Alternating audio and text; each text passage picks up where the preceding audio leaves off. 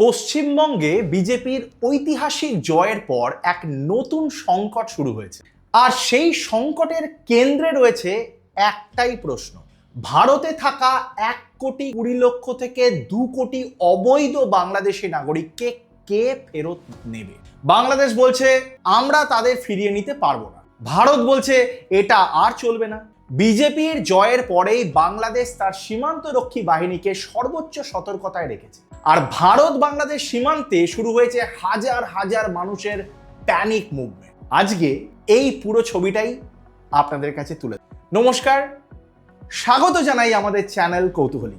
আজকের ভিডিও ভারত বাংলাদেশ সম্পর্কে সবচেয়ে সংবেদনশীল ইস্যু নিয়ে: অবৈধ অনুপ্রবেশ, ডিপোর্টেশন, বর্ডার সিকিউরিটি আর চীনের হস্তক্ষেপ। কোনো সাম্প্রদায়িক উত্তেজনা নয়, শুধু ফ্যাক্টস, ডেটা আর জিওপলিটিক্যাল অ্যানালিসিস।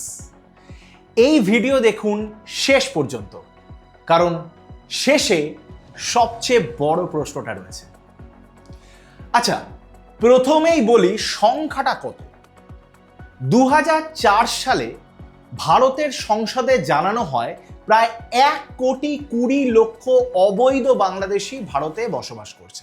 2016 সালে ভারতের স্বরাষ্ট্র মন্ত্রণালয় সংসদকে জানায় সংখ্যাটা 2 কোটি পর্যন্ত হতে পারে। এই যে সংখ্যা, এই যে বৃহৎ সংখ্যা কোথায় ছড়িয়ে আছে? পশ্চিমবঙ্গ আর আসাম সীমান্ত আর জেলাগুলোতে সব থেকে বেশি। এছাড়া মুম্বাই, দিল্লি, হায়দ্রাবাদ, বড় বড় শহরগুলোতেও কিন্তু বিস্তার ছড়িয়েছে। ডিসেম্বর 2025-এর রিপোর্টে মুম্বাইতে 70% অবৈধ বাংলাদেশি আধার কার্ড পেয়ে গেছে। আচ্ছা, কিভাবে এত মানুষ ভারতে ঢুকলো এবং আধার পেল কিভাবে? রাজ্য সরকারের ভূমিকা কি ছিল? ভারত বাংলাদেশ সীমান্তের দৈর্ঘ্য 4096 কিলোমিটার। এর মধ্যে এখনো পর্যন্ত মাত্র 2000 কিলোমিটার বেড়া দেওয়া হয়েছে, বাকি 2000-এর থেকেও বেশি কিলোমিটার এখনো উন্মুক্ত। তৃণমূল সরকার 127 কিলোমিটারের মধ্যে 8 কিলোমিটার জমি মাত্র বিএসএফকে হস্তান্তর করেছিল, যদিও ক্ষতিপূরণ আগেই দেওয়া হয়েছিল। বিজেপি বাংলায় 207 আসন জেতার পরেই বাংলাদেশে একটা রিয়াকশন শুরু হয়ে গেছে। তো বাংলাদেশের রিয়াকশনটা কি? বাংলাদেশের স্বরাষ্ট্রমন্ত্রী সালাউদ্দিন আহমেদ বিজেপিকে সর্বোচ্চ সতর্কতায় রাখতে নির্দেশ দিয়েছেন। বাংলাদেশের পররাষ্ট্রমন্ত্রী খালিলুর রহমান জোর করে ফেরত পাঠালে ডিপ্লোম্যাটিক ফ্রিকশন হতে পারে, এই কথা বলছেন। মের 6 তারিখে উত্তর 24 পরগনা আর মুর্শিদাবাদ সীমান্তে হাজার হাজার মানুষের প্যানিক মুভমেন্ট দেখা গেছে। আর এদিকে ভারতের পজিশন কি? ভারতের এমইএ মুখপাত্র রণধীর জয়সওয়াল স্পষ্ট বলে দিয়েছেন, repatriation of illegal Bangladeshis from India, this is the core issue. Bangladesh must accelerate nationality verification. এখনো পর্যন্ত 2862টা ন্যাশনালিটি ভেরিফিকেশন কেস পেন্ডিং রয়েছে বাংলাদেশে, কোনোটা 5 বছরেরও বেশি ধরে। মানে বাংলাদেশ তার নিজের নাগরিকদের পরিচয় যাচাই করতেই রাজি হচ্ছে না। কিন্তু কেন? আসামের মুখ্যমন্ত্রী মাননীয় শ্রী হেমন্ত বিশ্ব শর্মা জানিয়েছেন, আনুষ্ঠানিক চ্যানেলে 1400 জনকে ফেরত পাঠানো হয়েছে, কিন্তু আনুষ্ঠানিকভাবে রাতের অন্ধকারে পুশব্যাক সংখ্যা আরো অনেক বেশি। অবৈধ অনুপ্রবেশ শুধুমাত্র জনসংখ্যার সমস্যা নয়, এটা সরাসরি ভারতের জাতীয় নিরাপত্তার সাথে জড়িত। 2026-এর শুরুতে একটা বড় গ্রেফতারি হয়। ভারতীয় গোয়েন্দা সংস্থা 8 জনকে গ্রেফতার করে। অভিযোগ কি ছিল? ভারতের একাধিক শহরে বড় সন্ত্রাসী হামলার পরিকল্পনা করেছিল ওই 8 জন। আরো কি ভয়ানক বিষয় জড়িত জানেন? গ্রেফতার করা ব্যক্তিদের সাথে পাকিস্তানের আইএসআই এর যোগসাযোগ রয়েছে। বাংলাদেশে অবস্থানরত জঙ্গি সংগঠনের সাথেও তাদের সমন্বয় রয়েছে। তাদের কাছে মিলেছে মোবাইল ফোন, ভুয়ো আধার কার্ড। তারা ভারতের একাধিক শহরে রিকনেসেন্স করতে এসেছিল এবং করেও ছিল। অবৈধভাবে প্রবেশ করা মানুষের একটা অংশ শুধু কাজের সন্ধানে আসেন না, কেউ কেউ কিন্তু হস্টাইল ফোর্সেসের এজেন্ট হিসেবেও আসেন। এই পার্থক্যটা বোঝা কিন্তু আমাদের ভীষণ ভীষণ দরকার। 2025-এর সুপ্রিম কোর্টের নির্দেশে আসাম সরকারকে ফরেনার্স ডিক্লেয়ার্ড ইন্ডিভিজুয়ালসদের ডিপোর্টেশন প্রসিডিংস দ্রুত করতে বলা হয়েছিল। বাংলাদেশ বলেছে তারা ফেরত নেবে না, আবার ভারত বলছে ফেরত পাঠাবেই। এই দ্বন্দ্বের সমাধান কিভাবে হবে?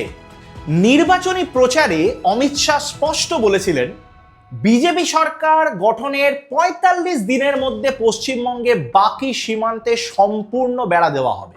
তৃণমূল সরকারের ব্যর্থতা কতটা ছিল? ক্যালকাটা হাইকোর্ট টিএমসিকে তীব্র ভাষায় সমালোচনা করেছেন।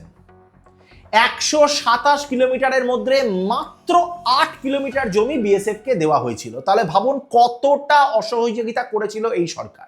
কেন্দ্রীয় সরকার ক্ষতিপূরণ দিলেও জমি কিন্তু হস্তান্তর হয়নি। আর বেড়া না থাকায় অনুপ্রবেশ বছরের পর বছর অব্যাহত থেকেছে। এই ৪৫ দিনের প্রতিশ্রুতি বিজেপি সরকারের সবথেকে বড় পরীক্ষা। জমি অ্যাকুইজিশন, বিএসএফ ডিপ্লয়মেন্ট, কনস্ট্রাকশন এত কম সময়ে কিভাবে সম্ভব? আমাদের বর্তমান মুখ্যমন্ত্রী মাননীয় শ্রী শুভেন্দু অধিকারী মহাশয় ঘোষণা করেছেন রোহিঙ্গা এবং অবৈধ বাংলাদেশি মুসলিম অনুপ্রবেশকারীদের ভোটার তালিকা থেকে বাদ দেওয়া হবে আর দেশ থেকেও বার করে দেওয়া হবে। এবার একটা বড় ছবি দেখি। ভারত বাংলাদেশ সম্পর্কে এখন একটা নতুন মাত্রা যোগ হয়েছে এবং তা হলো কি? চীন। তিস্তা নদী প্রকল্প ভারত আর বাংলাদেশের প্রায় ৫৪টা অভিন্ন নদী শেয়ার করে। তিস্তা তার মধ্যে সবথেকে বিতর্কিত নদী। আর তিস্তা জলবন্টন চুক্তি বছরের পর বছর আটকে আছে। বাংলাদেশ এখন তিস্তা নদী ব্যবস্থাপনা প্রকল্পে চীনের অংশগ্রহণ চাইছে। বাংলাদেশের পররাষ্ট্রমন্ত্রী চীন সফরে গিয়ে ওয়াং ইর সাথে এই বিষয়ে আলোচনাও করেছে। কেন এটা ভারতের জন্য বিপজ্জনক জানেন? তিস্তা নদী শিলিগুড়ি করিডোরের কাছ দিয়ে প্রবাহিত। শিলিগুড়ি করিডোর বা যেটাকে চিকেন স্নেক বলা হয়, এটা নর্থ ইস্ট ইন্ডিয়ার সাথে যুক্ত করার মূল ভারতের একমাত্র সংযোগ। এই করিডোরের কাছে চীনের উপস্থিতি থাকা মানে কিন্তু ভারতের স্ট্র্যাটেজিক ভালনারেবিলিটি। চিকেন নেকের কাছে চীনা প্রকল্প কোনোভাবেই মেনে নেওয়া যায় না। এটা ভারতের অস্তিত্বের প্রশ্ন, শুধু ডিপ্লোম্যাসি নয়। এখন সবচেয়ে কঠিন প্রশ্নটাতে আসি। যদি ভারত মাস ডিপোর্টেশন শুরু করে, বাংলাদেশ কি সত্যি ফেরত দেবে না নেবে না? বাংলাদেশের বিএনপি সরকারের প্রবলেমটা কি? এতগুলো মানুষ একসাথে ফিরলে বাংলাদেশের অর্থনীতিতে চাপ পড়ে। তাদের জন্য হাউজিং, চাকরি বা অন্যান্য সুযোগগুলো দেওয়া এই মুহূর্তে তাদের পক্ষে কঠিন। বিএনপির পলিটিক্যাল বেসেও এতে অত্যন্ত অসন্তুষ্ট হতে পারে। ভারতের কাছে কি কি লেভার আছে? তিস্তা জলবন্টন চুক্তি রয়েছে বাংলাদেশের কৃষির জন্য, যা অত্যন্ত জরুরি। ট্রেড অ্যাক্সেস রয়েছে, বাংলাদেশের প্রায় ৩০% ইম্পোর্ট ভারত থেকে যায়। আর কানেক্টিভিটি, ভারতের পথেই কিন্তু নর্থ ইস্টের সাথে বাংলাদেশের যোগাযোগ। ভারত চাইলে জল চুক্তিতে রিপ্যাট্রিয়েশনের সাথে লিঙ্ক করতেই পারে। এটাই হবে সবচেয়ে কার্যকর ডিপ্লোম্যাটিক প্রেশার। তাহলে অবশেষে সব মিলিয়ে ছবিটা ঠিক কিরকম দাঁড়াচ্ছে? বিজেপি বাংলায় ক্ষমতায় এসেছে, ডিপোর্টেশন এখন পলিটিক্যাল প্রায়োরিটি হয়ে দাঁড়িয়েছে। বাংলাদেশের বিজেপি সতর্ক করেছে, কিন্তু কতদিন ধরে ঠেকিয়ে রাখা যাবে? সীমান্তে প্যানিক মুভমেন্ট অলরেডি শুরু হয়ে গেছে। আইএসআই লিঙ্কড টেরার নেটওয়ার্ক শুধু ইকোনমিক মাইগ্রেশন নয়, এটা কিন্তু একটা সিকিউরিটি থ্রেট। আর চীনের তিস্তা প্রকল্প, চিকেন স্নেক, এটা কিন্তু ভারতের কাছে একটা নতুন বিপদ। এই একটাই প্রশ্ন থাকছে, ভারত কি সত্যি মাস ডিপোর্টেশন করতে পারবে বা করবে, নাকি এটাও একটা ওই রাজনৈতিক রেটরিক? উত্তরটা নির্ভর করছে নতুন পশ্চিমবঙ্গের সরকারের প্রথম ১০০ দিনের কাজের উপরে। আমরা সেই প্রতিটি পদক্ষেপ কিন্তু ফলো করব। আপনার মতামত আমাদেরকে অবশ্যই জানাবেন, কমেন্ট করুন। আপনাদের যা মনে হয় আমাদেরকে লিখে জানান। ভারতের কি সব অবৈধ বাংলাদেশিকে ডিপোর্টেশন করা উচিত না উচিত না? আমাদের অবশ্যই লিখে জানাবেন। যদি আমাদের এই ভিডিওটা আপনাদের ভালো লেগে থাকে তাহলে অবশ্যই লাইক করুন, শেয়ার করুন যতটা সম্ভব, আর অবশ্যই কিন্তু সাবস্ক্রাইব করবেন। আর পরবর্তী আমাদের এই চ্যানেলের সমস্ত আপডেটস পেতে কিন্তু বেল আইকনটা প্রেস করতে একদম ভুলবেন না। খুব শিগগিরই দেখা হবে আপনাদের সাথে নতুন ভিডিও নিয়ে, আরও অনেক ইন্টারেস্টিং তথ্য নিয়ে আপনাদের কাছে এসে হাজির হব। ততক্ষণ অবধি ভালো থাকবেন, সুস্থ থাকবেন এবং অবশ্যই চোখ রাখবেন আমাদের চ্যানেল কৌতূহলীকে। নমস্কার।